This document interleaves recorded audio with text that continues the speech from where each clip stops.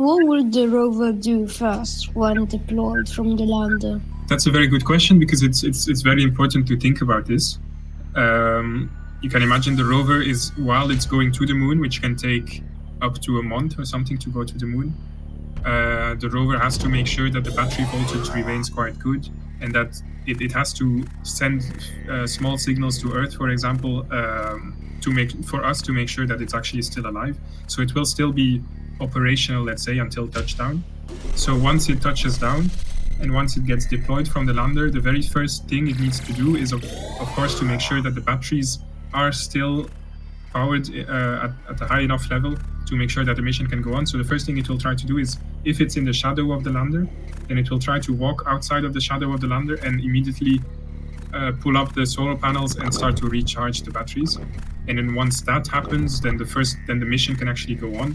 And so the goal of the first mission is to show that the C-shaped legs and the locomotion work.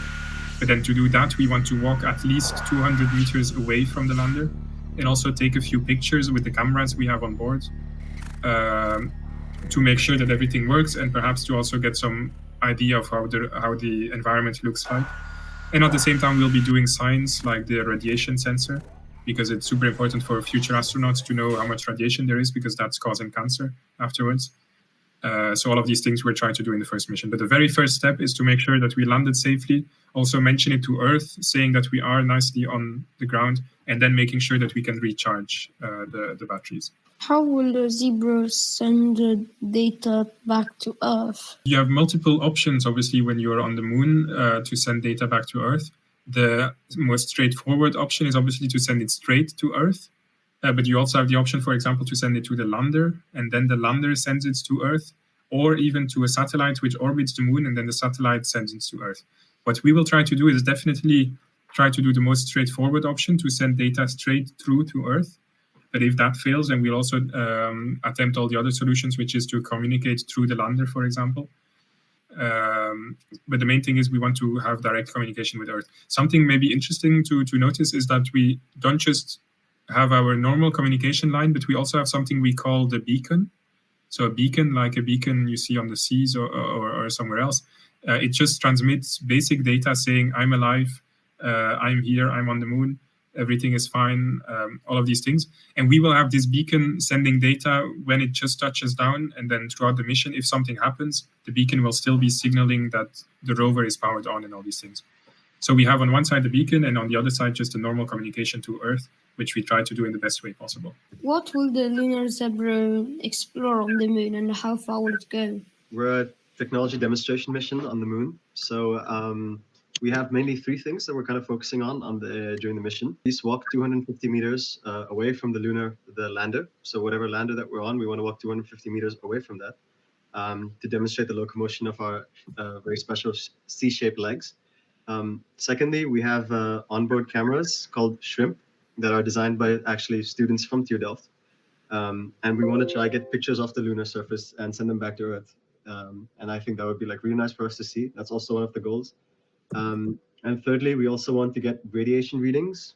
So we actually have payload on the rover that's a radiation sensor, and we want to be able to gather radiation readings around our landing site. And that's kind of special because we plan to land on the south pole of the moon, and there's not really any radiation samples or anything taken in that area of the moon. So it will really contribute towards the science that we're going to investigate with the rover, and that's our main science mission. So yeah, it revolves around those three concepts. Yeah, maybe Etto, do you have any other questions about the science goals? So here, what are your scientific goals? Yeah, like I said, probably the main one is to get the radiation readings from the south pole of the moon. Like I said, it's not really been done before, and we've not really explored and gotten like in situ measurements of radiation on the south pole. And like relaying this back to TU Delft, we can actually kind of investigate how these radiation levels in the south pole of the moon can actually translate into future manned missions on the moon, and how these radiation effects will actually play a role in how people survive and live on the moon. And that's really one of the science missions that we're focusing on. Yeah, and it's a very important one because not a lot of data has yet been captured on the effects of radiation, or at least on the moon, what the radiation level is. And it's super important because we want to go back to the moon, the first women and the next man.